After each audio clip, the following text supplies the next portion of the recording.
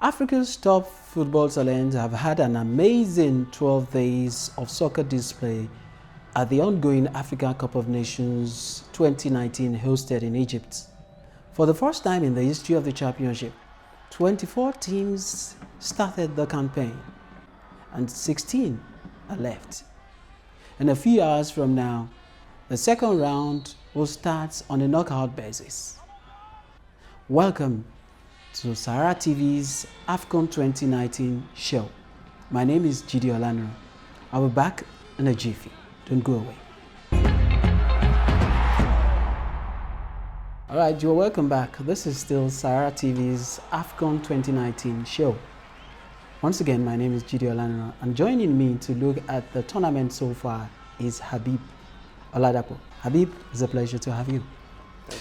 Okay, Habib, it's been 12 days of football artistry on display. If I may ask you, have you been impressed with what you've seen so far? Not particularly impressed. I was expecting a whole lot more from the players we were looking out for. Well, some of them have come to the party, and some are still warming up, I believe. And as we move on to the second round, we expect to see more explosion, more interesting turnout from the players. All right. Okay, let's look at the 24 teams that started group by group basis. Yeah. In Group A, for example, we had Uganda, Egypt, DR Congo, and Zimbabwe. Yeah.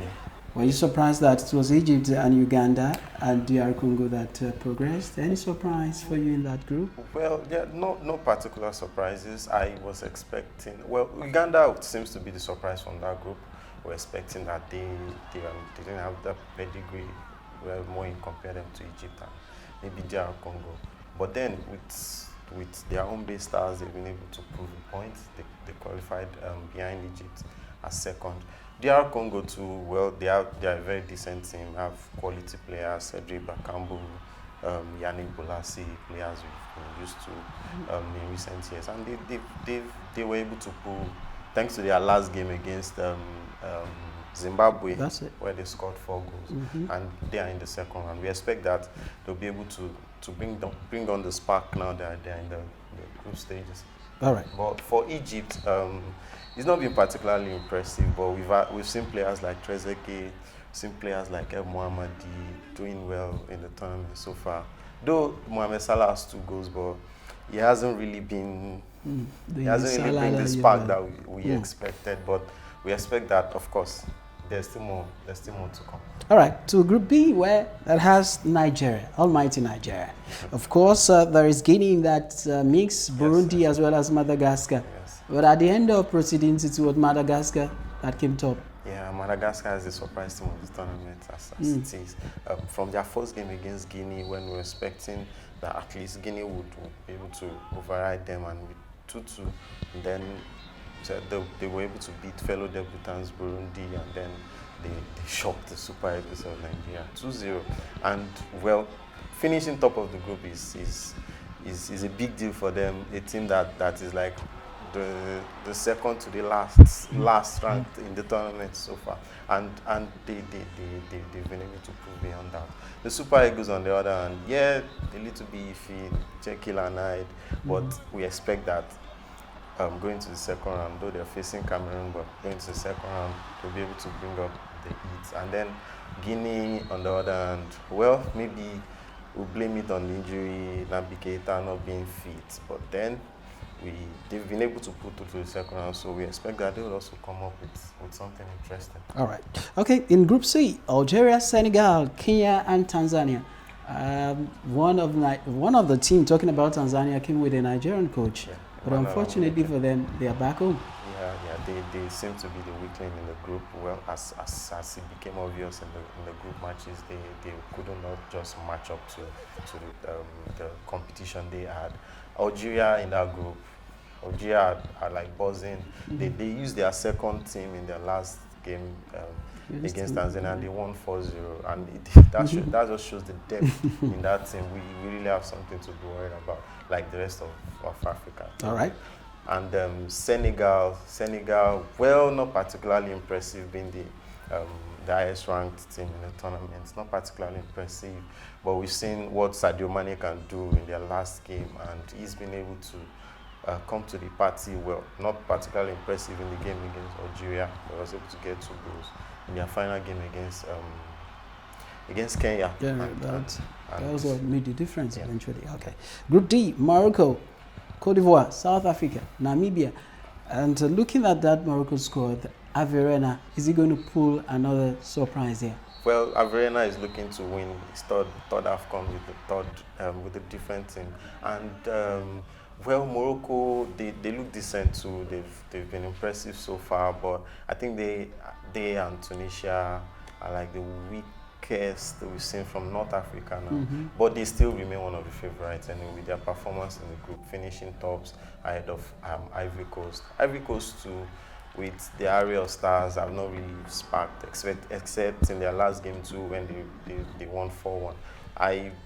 Maybe let's just say they are warming up. Morocco, South Africa, and Ivory Coast have made it to the second. And South Africa too, not particularly impressive. They were able to nick a top place finish to get into the second round. So we expect that their players like Pesitao, who was really explosive during the qualifiers, would have an opportunity to. They have a lifeline. Let's say a second chance for them. All right, in Group A, Mali, Tunisia, Angola, and Mauritania. For Tunisia, not a good tournament that they expected. Yeah. All they could get in that game. Wow. 3 draws, and well, we expect that being the second ranked team after Senegal, they're going to offer so much in the tournament in a relatively easy group. Well, all due respect to the other members of that group, but we expect that they would be able to spark, but we've not seen that. 3 draws in 3 games. Mali have been another impressive side so far in this tournament. They've been impressive with their display so far. And of course, we have. There's also Mauritania there. Yeah, Mauritania debutants. Very not anonymous. Not they didn't offer much really, and like it's a learning point for them. We expect that just like Burundi, they would also improve in subsequent participation. All right, and Group F, the last group where you have Ghana, Cameroon, Benin, and Guinea-Bissau. Well, this group is just as you mentioned it. That's the way it finished. Ghana, Cameroon, Benin Republic. Those are like the teams you'd expect to qualify. And they did, though not particularly impressive. It's been a drab group. Even Cameroon, just 2 goals in the tournament, and well, yet to concede. They're one of the few teams yet to concede in the tournament. But it's not been particularly impressive. Ghana too had to rely on the last game against Guinea-Bissau and to be able to post a win and top the group. So it's not been. The teams are still warming up, except for the North Africans, who are really make their intention known in this tournament that they are here to the main business. But aside that, the other teams from the other parts of Africa, West Africa especially, have not been able to. They've not been impressive so far, I would say. But like teams like Mali, teams like Nigeria, because we know what they can do on a very good day, and we expect that they will light up the second round. All right, 4 teams yet to concede a goal. Coincidentally, 3 of them are from North Africa. North Africa, yes. So we're hoping that let's see what happens in the second round. All right, we'll go on a break. We went on the street actually to ask Nigerians what they think about the Super Eagles so far in the first round, and this is what they have to say. Concerning the ongoing African Cup of Nations, how can you rate the Super Eagles team?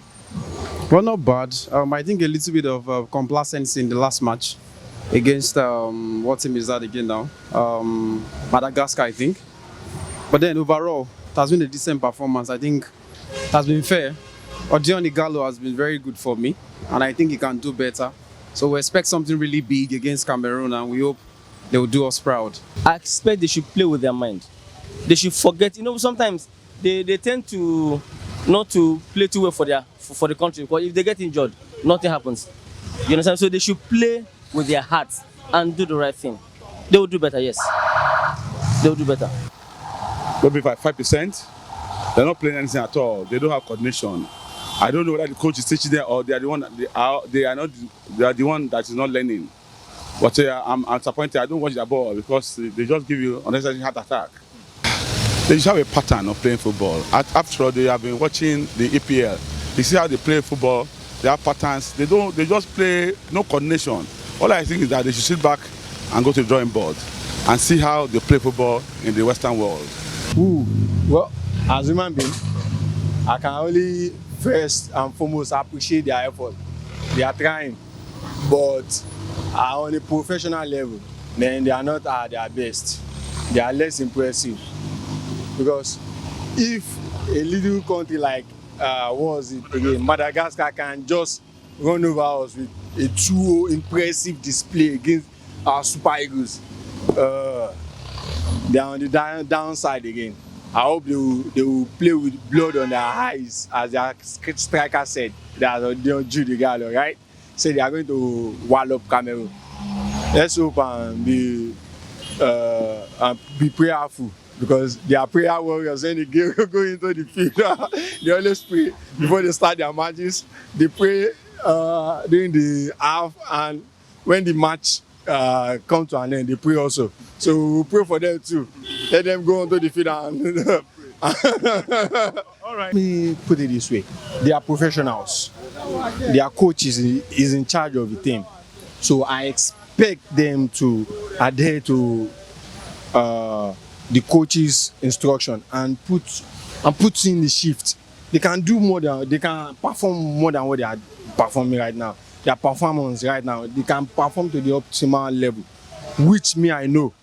So if at the end of the day they adhere to what the coaches instruct them to do, and they put in 10% performance, I think they can bring out a good and impressive result.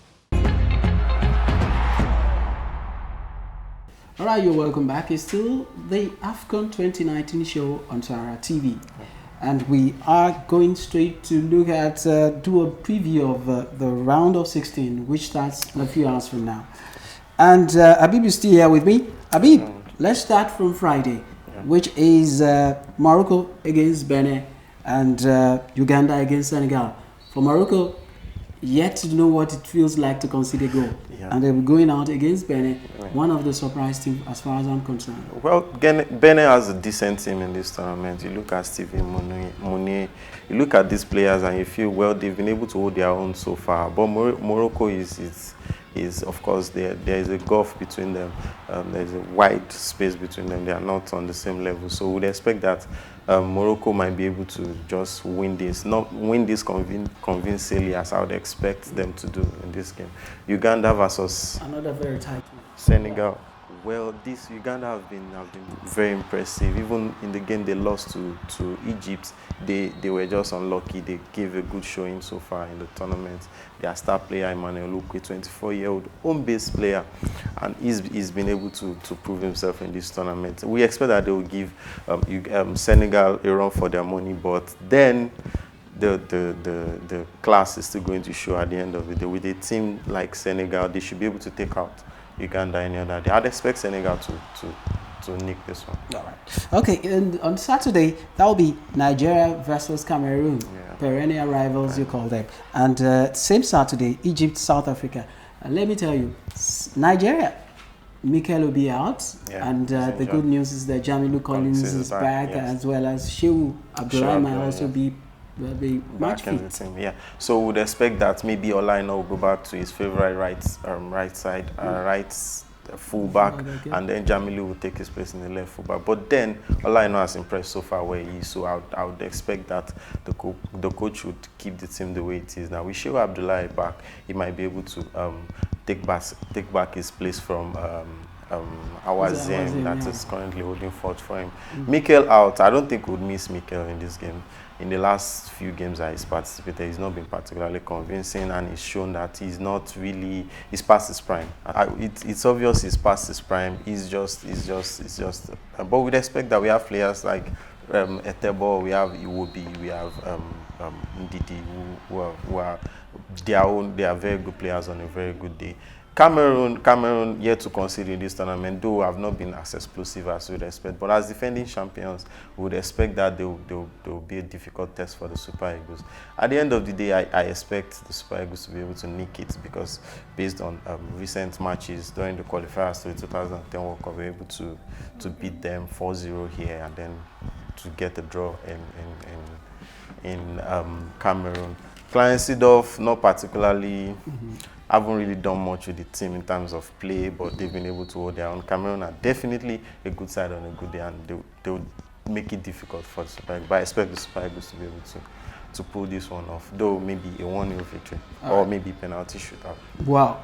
All right. I want to wish the Guinea's Royal side all the best then. On Sunday, it will be Madagascar against DR Congo and Algeria versus Guinea in the second game of the day. For Madagascar, for me, the best, the top team at the group stage. Yes. Will they be able to carry the form into the knockout? Yes, I think they will be able to do that. They've shown us, Madagascar has shown us that with discipline you can really do much in that team. Not particularly a very big side in terms of quality of players. We have players in that team that play in the fifth tier in certain leagues in the world.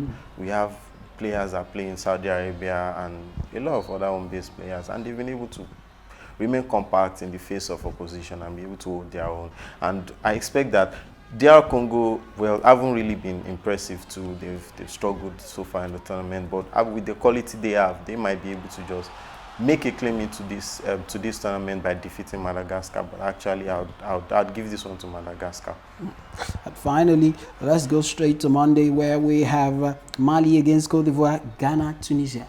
Yeah, Mali, Cote d'Ivoire, that's like a big game on any day. It's a big game, West African Derby, yes.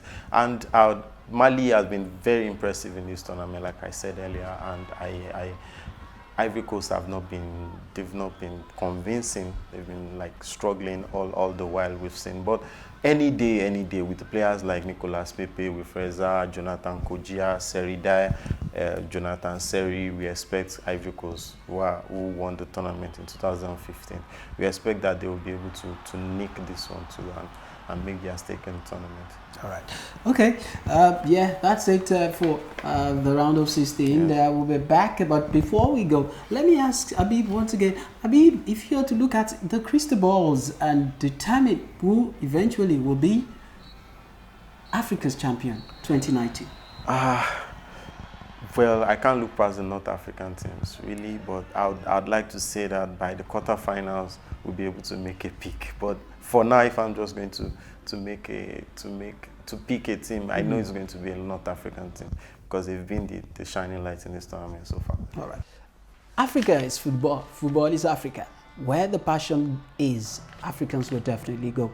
That's how we wrap it up on the AFCON 2019 show on SaharaTV. My name is Jide. Join me some other time when I'll be coming with the round of 8 as well as the semi-final all through the final. The excitement continues on SaharaTV. See you.